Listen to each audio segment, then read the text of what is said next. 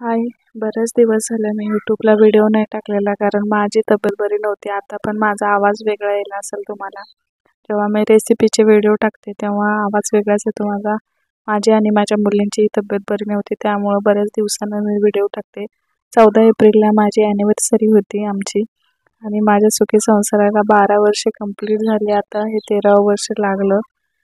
असेच देवाच्या आशीर्वादानं सुखाचा संसार आहे. हे पहा, फौजी आणि मी आज म्हणलं स्पेशल दिवस आहे त्यामुळं फौजींकडून भांगामध्ये सिंदूर लावून घेतला मी. लग्नाच्या दिवशी त्यांना लावलेला, त्यानंतर प्रत्येक ॲनिव्हर्सरीलाच मी त्यांच्या हातानं लावूनच घेत असते. कारण हे आपल्या आयुष्यामधला खूप सुंदर आणि छान दिवस म्हणजे नाही का, आपल्याला त्या दिवशी सौभाग्य मिळालेलं असतं.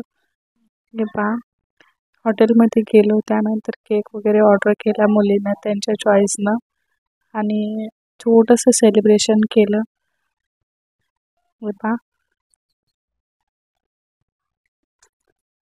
आम्ही प्रत्येक ॲनिव्हर्सरीला लग्नाच्या पहिल्या ॲनिव्हर्सरीपासून असं ठरवलेलं की थोडं का होईना पण सोनं घ्यायचं.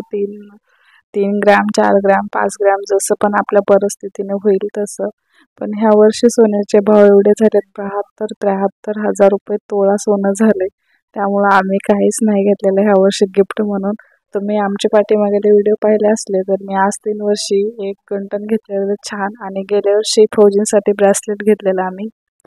आता ह्या वर्षी काहीच नाही घेतलं. एवढं सोनं महाग झालं की काय एवढी म्हणजे घ्यायची इच्छाच नाही व्हायली काही. त्यामुळं छोटंसं सेलिब्रेशन केलं. गेलो आपलं हॉटेलमध्ये केक वगैरे कट केला आणि खाऊन पिऊन माघारी आलो. सोनं बापरे कधी कमी होते काय माहिती.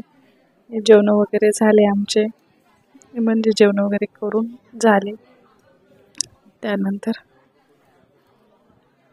मुलींना पण मस्त एन्जॉय केलं.